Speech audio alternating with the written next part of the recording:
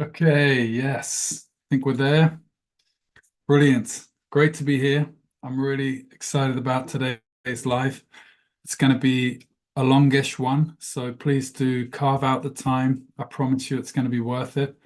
The title of the live is Handling Our Emotions as Parents, and it's a big one. It's a great one. It comes straight from the work I do running parent community and teen community in the Young Fire Academy. So I come fresh from a parent group that we had last night, which was really inspiring, beginning to open up this topic.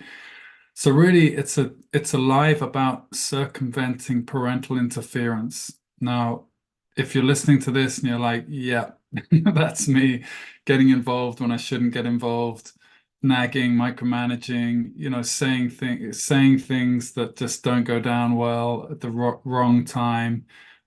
Any of that, any sense of like still being too involved and getting a terrible reaction, terrible result, then great. Tune in, carve out the time, put away any other distractions or whatever. Just yeah, be here with me for this half hour or hour.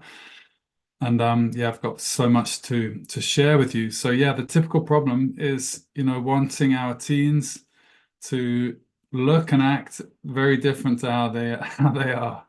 Wanting them to behave in a totally different way, wanting them to do things that they're not doing. And yeah, us then getting a lot of pushback for it. The way we're showing up as a parent, getting a lot of pushback. So yeah, this is the topic currently in the program as well, handling emotions. And of course, yeah, it's powerful for our teens to learn this. So like initially, usually parents come into the program going, yeah, my teen really needs really needs to know. For example, we do many things. It's just one of the areas, but my teen really needs to learn how to stop acting out, lashing out, saying wild and horrible things, hurtful things, doing wild things, or the other extreme, just or the opposite, like quietly kind of retreating in themselves, depressive tendencies, anxiety, turning in on themselves rather than lashing out at others, so attacking themselves in a way.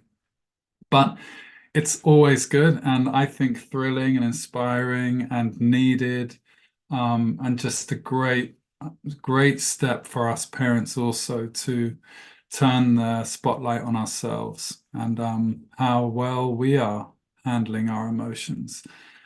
We're sure getting a workout from our kids. Everyone is, no matter what kind of child we have. Certainly by the time they're teenage, it's going to be a workout. Yeah, and if you're here, I'm presuming that some of these features are true for you too. So, we have a lot of fear, anxiety, uncertainty, a lot of pressure on us, a lot of sense of judgment, maybe from others or just ourselves around our teens and how they're behaving and acting.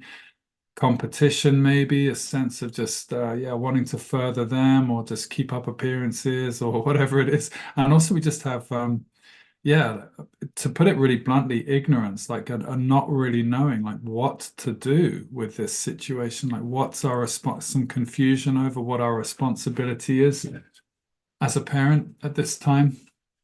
What should we be really getting stuck in with? What's our duty in some ways? And when's it actually better to not feel like that's our responsibility or duty. I haven't put that very well, but yeah, I'll clarify it as we go. So yeah, it's great for us as parents to look at that. I mean, we might want all kinds of things from them at this age and stage.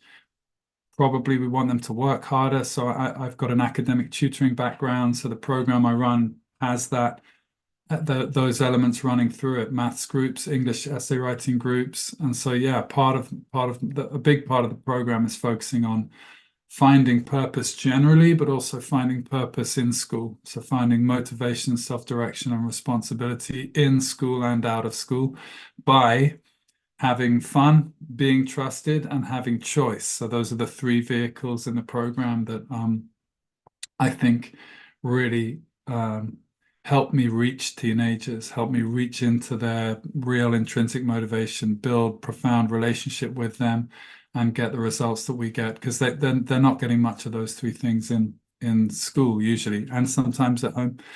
So yeah, we might want them to work harder, of course. We're in this system, especially in the UK, but worldwide, where our kids need to get grades and prove themselves in that way to be able to keep the doors open for their future, fulfill their potential. I get it. That's the game. It's not anyone's dream design, I don't think, at this point, but that's it. Yeah, we and there are many benefits as well to enabling our kids to actually step up for GCSEs.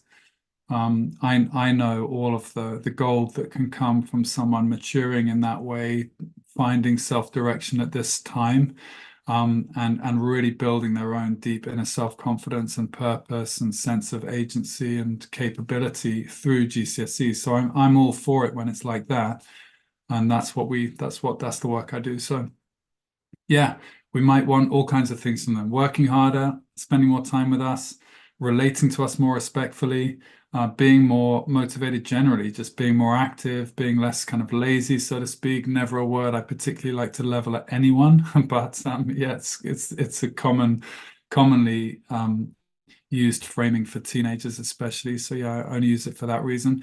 Yeah, wanting them to make certain choices, wanting to kind of push them into making those choices perhaps, and making suggestions, wanting to solve things for them, like make it all right for them, do it all for them basically. And maybe like there's a sneaky kind of element to it as a parent.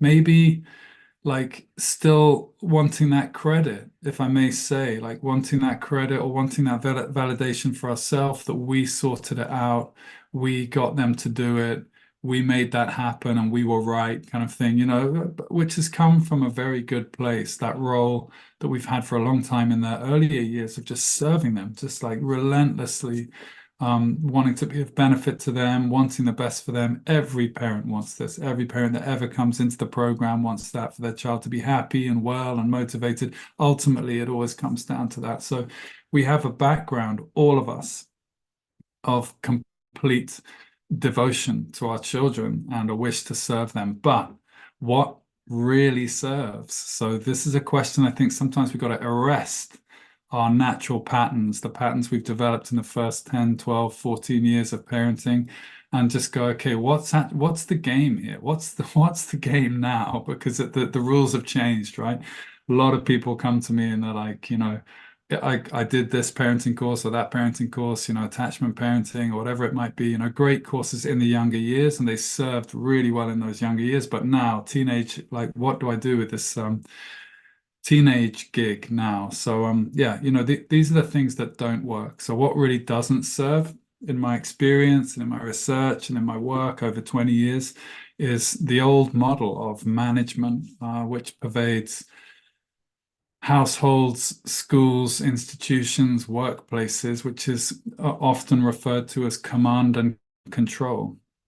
So, that way of just we're not getting what we want, we just double down on someone, basically. We just like boss them, we just dominate them, or we just make it happen. We make them do it. And for a lot of us as parents, we can feel really righteous about that and justified in that. And sometimes there might be that actual beneficial justification, that justification that it is actually beneficial. But often we might be really hoodwinking ourselves, and actually we feel pretty shitty about that. And so we should, because it isn't actually a win. We're not actually creating benefit for ourselves or our child when we do that. So, many times we resort to shortcuts, a kind of impetuous, impulsive action. Sound familiar, by the way? Like teenagers, like sometimes we can be very teenage, I would say, as parents. I hope that's okay to laugh about ourselves in that way. This is often, we're projecting all of this on the teens, but wow, we're so capable of that still now. Snapping, sometimes we call it putting our foot down.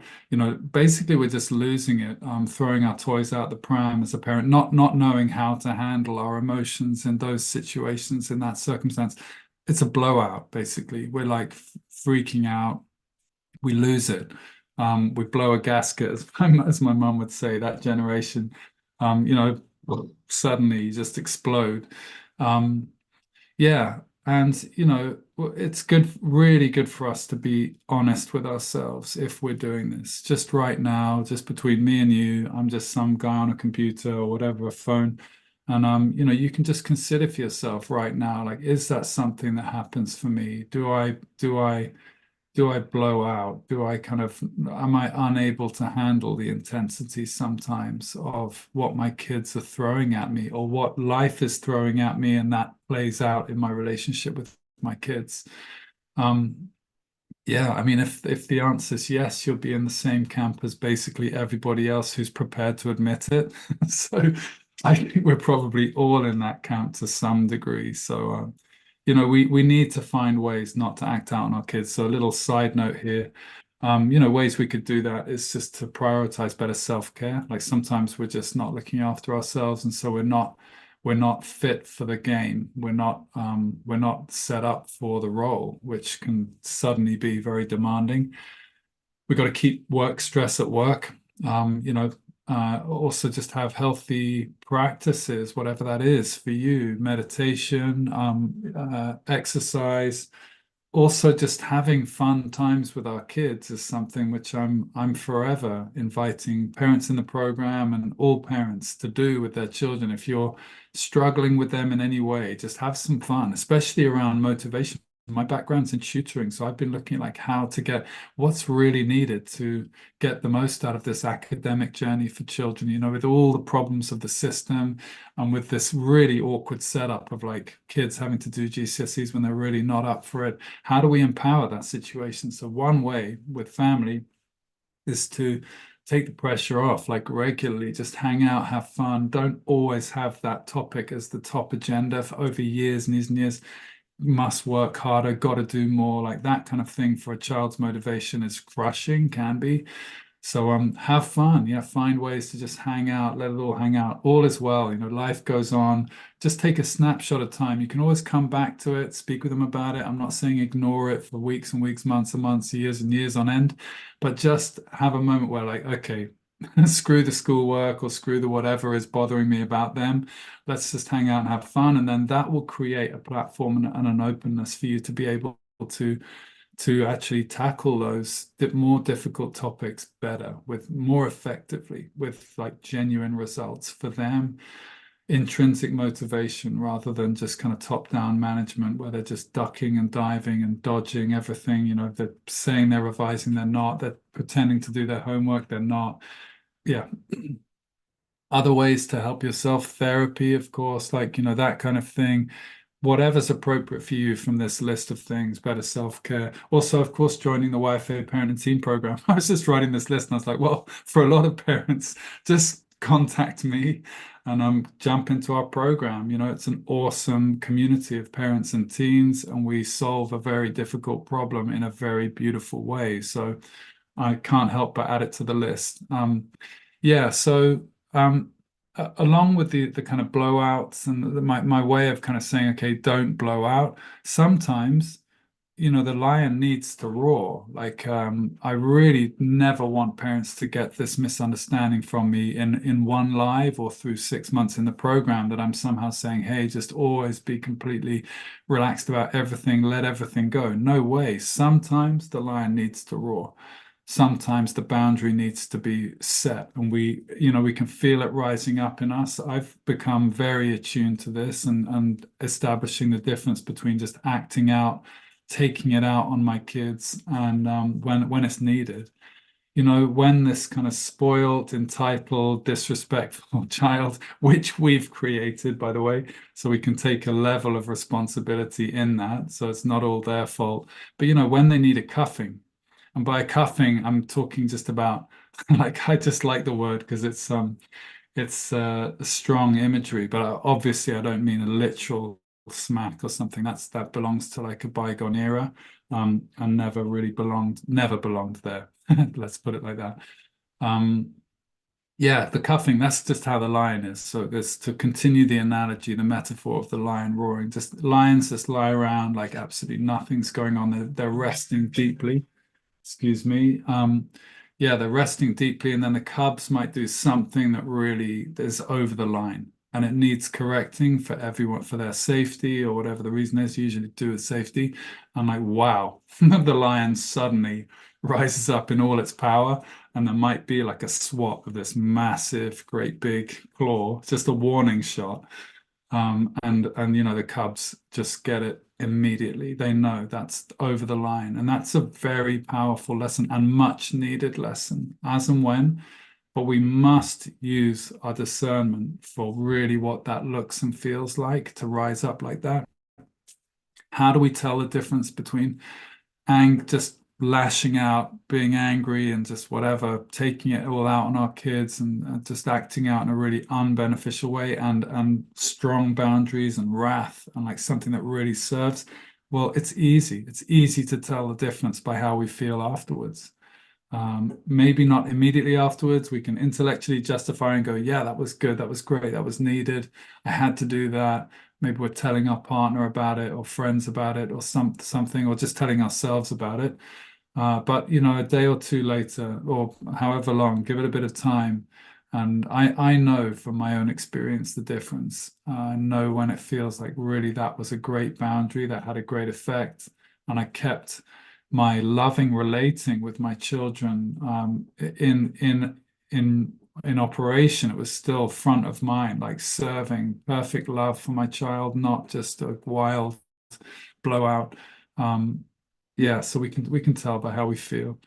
Um, yeah, yeah, and what is the effect if we are blowing out, if we're not managing to handle our emotions? What is the effect of these blowouts, these moments where we lose our composure or have like an emotional outburst? Well, if we can't let our anxieties about our children be as they are without speaking out or acting out, if we can't settle with our fears when they come up for us, if we can't buffer projecting our own failures and regrets maybe onto our children. A lot of parents say that they've got their own baggage from their own childhood or their own school journey. If we can't also just relax the compulsion to nag, micromanage, ask, or check with them in a way that's really undermining of their motivation and their agency and responsibility, then we create a lot of disturbance. We create this kind of adult, parental, teacher, adult, basically disturbance, like a noise in our kids' development and minds and hearts, and interference.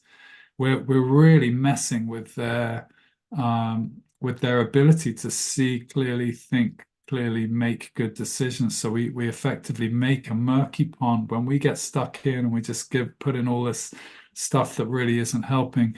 We make a very murky pond for them, a blurry picture out of one that might not be clear for our kids, but it would be clearer. And now not only do they not know what to do or how to do it, because of course they're at that stage where they're learning a lot of new things, they're taking on a lot of new things, they're trying to become independent, step up. So it's a learning process. Wow, they're not just going to get it as soon as they need it. They've got to learn this from the age of whatever to whatever, maybe over a 4-year period, 1-year period, 8-year period, whatever the project is, whatever the ability is.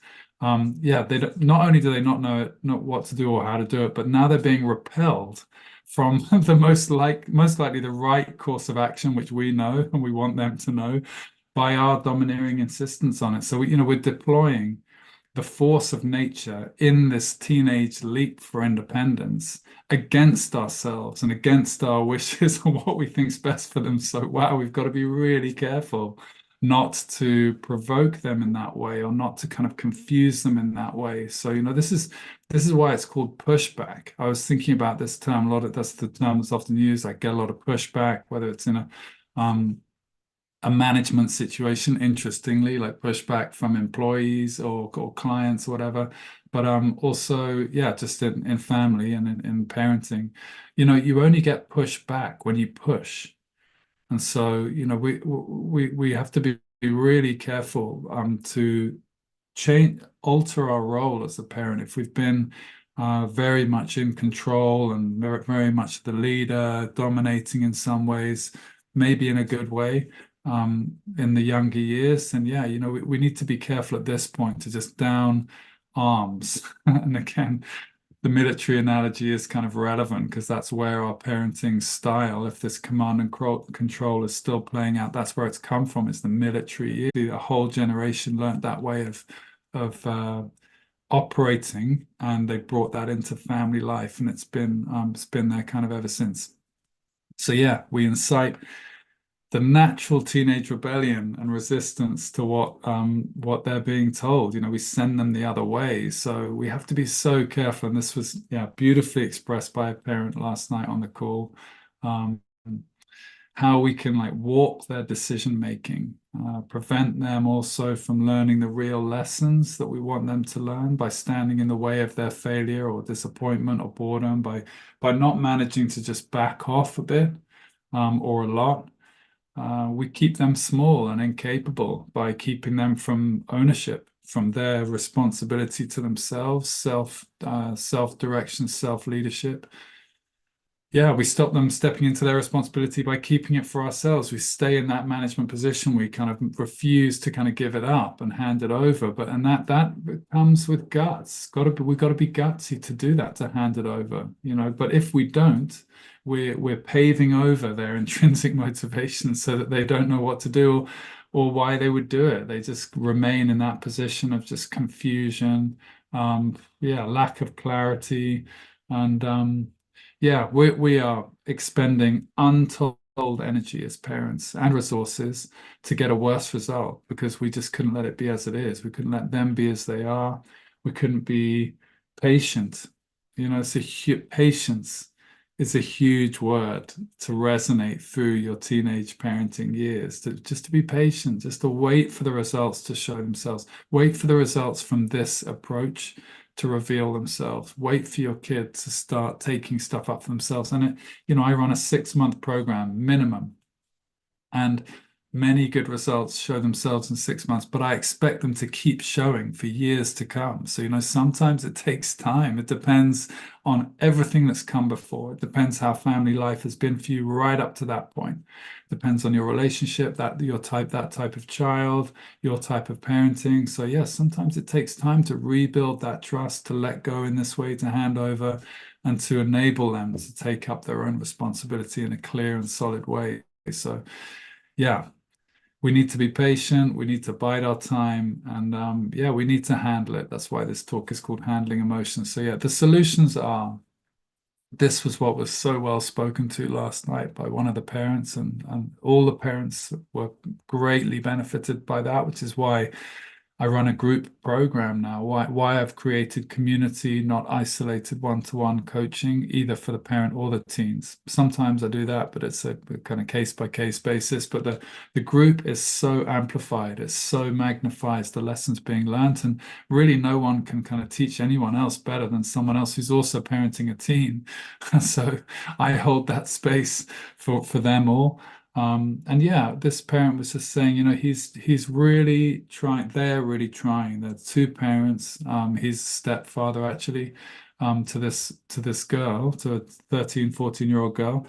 And he's really trying to rest in that space of not knowing what the outcome's going to be. You know, you have to become a bit vulnerable to your teenagers' choices if you're going to actually give them a free run at it to decide for themselves. You know, this is a big decision they're talking about, which is which school she should go to, whether she should change school to a better school, really, by all accounts. You know, she moves on from a group of friends and all that kind of thing. There's a few things in the way, but they know what's best. They feel like they know what's best for her. They know this other school's best for her, but they can't. They know also they cannot force her. They cannot just bam, command and control. They know that she's going to fight them. She's already shown her teeth in a good way. We want our teens to have teeth, you know, to be able to like tell us that we want them to find that power and independence. So, um, you know, we need to be much more composed and much more adult, frankly, if I may put it like that. And all of us, we can put our hands up for not being very adult, many times in our parenting or in our ways of living. You know, it's a bit of a funny way of putting things anyway, being adult, being a child. I don't really like to distinguish in some ways, but we just need to step up, come into another level of maturity in ourselves, another level of composure, another layer of restfulness and relaxation and responsibility to not be lashing out with our emotions or being kind of drawn by the nose by them. So yeah, we're exposing ourselves to the possibility of not getting what we want.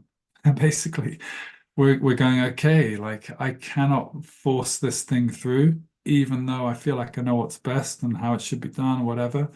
We're just going, okay, let's open this up. Let's see where this ends up. You're more of a team. It's not like complete, like one extreme to the next. Now it's just totally up to her. I'm not going to do anything. Whatever she says goes. No, there's like lots of potential for discussion, but yeah, we need to just remain in that unsure place much longer, rather than just getting it done. A lot of us just want to get it done, get it sorted, feel better about it, feel clear about it for ourselves. But in the meantime, we are trampling over the foundations of our teens' motivation for themselves. For example, to go to the school. So, what's it going to, if you force that to happen and she goes along with it, you're her parents, so she kind of like has to kind of, maybe just wants peace at home, and then she goes to the school and she's got no foundations for making that decision for herself, then it could well all fall apart. So we've got to be careful with that, because long term that might really not serve us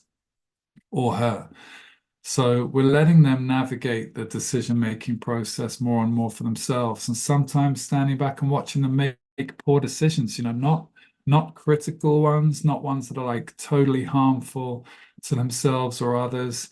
But yeah, sometimes the wrong decision, we might think, but you can pick and choose which ones you'll get prepared to allow, which ones you think actually could be a good learning process. But we're taking the long-term view. We're taking a much longer-term view here than just another hoop to jump through, another little fire to put out. We're really looking at like what's actually going to come out the other end in 5 years' time or 10 years' time. How is this going to serve her and everyone in the family down the line?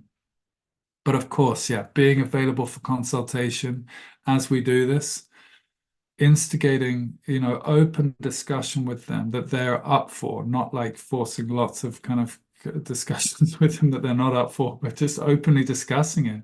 Most teens are pretty excited to do that when they know that there's not like a strong agenda against them. Like that's how I operate. I'm very open. It's an open discussion. They don't worry about sharing things with me as a result, because I just am going to listen. I'm just going to ask another question. I'm not going to immediately counter that with my opinion. When needed, I'll make a suggestion, but they have to be open to it. Otherwise, it's pointless. It's completely pointless to speak to anyone about anything if they're not really open to hearing your suggestions. So, you've got to create that openness in the discussion, and to be able to educate them, to be able to bring to bear our many years of experience of life, many more than our teens, but that's not an excuse to dominate. But we want to bring that in to be able to share that with them. But if they're not even listening, then we've got to start from the beginning, which is to build up that trust, build up that openness, and prove to them that we're not going to use any excessive force to push our way through, to emotionally blackmail or bribe them, or any other way, any other clever way of sugarcoating it to get them to do what we want them to do.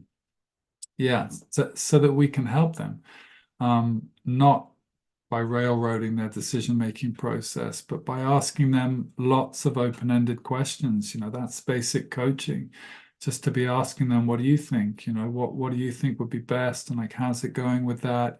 Keeping up with them, being very interested and present, but not all over them all the time, giving them a lot of time and space, a lot of respect, and responsibility to kind of make the decision their way. So, for this family, the school decision is still up in the air, has been for like a month more. And it's painful in a way for them to sit in that unknowing space, but it's far less painful than just trying to force it one way or the other. Pushing, just accelerating the process, forcing it. Whether she goes to the school or decides to go completely against them and not go to the school, like either way, if we push it, we get a bad result. So we've got to give time and space. And so, yeah, trust like this is actually a choiceless choice. So, we've got to reflect on our own experience to date. Every parent that comes into the program has to admit this to themselves and to me, that we've tried forcing things through and then seen things collapse down the line, tried to just pave over their actual knowing and their own motivation, their own wishes, to get a good result, and then find that they struggle even more the next time that challenge comes up, for example. And then we've got to push even harder until we just give up in a good way and hand over to them and go, okay, help them find their own resources to take that challenge on. So yeah, I've talked about emotional blackmail for them to participate, only for them to like slowly wear us down and allow them to give up whatever it is that we kind of got them to do. So, that's just a lot of hard work for everybody. It gives a very short-term sense of accomplishment because you can at least put that out of mind for like maybe a week or two or a couple of months, but then back it comes. They don't want to do it. We've got them to agree to do it and they don't want to do it. Well, we've pushed it, we've forced it through, so it's a short-term sense of accomplishment, but perhaps a long-term failure.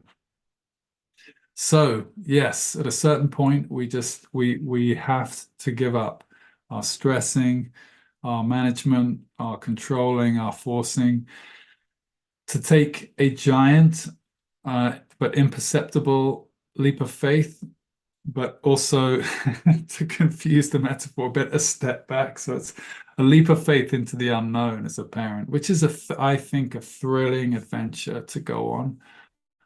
To really not know what's going to happen, to leave it more and more to them, not with like crazy amount of risk and negligence or whatever. We're still completely there, totally caring, really wanting the best for them and giving that our all, but more in terms of like yeah, managing things much better for ourselves,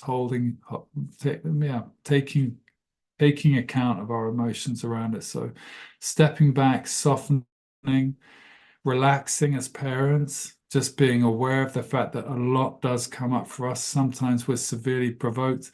A lot of our emotions can run wild, whether our teens actually need anything or not. Our emotions are not very reliable, or our thoughts, not very reliable indicators of something needing to change or happen. Sometimes we just got to accept the fact that we're up in the middle of the night worrying. Is that their fault? Often not. Does something really need to change? Often not.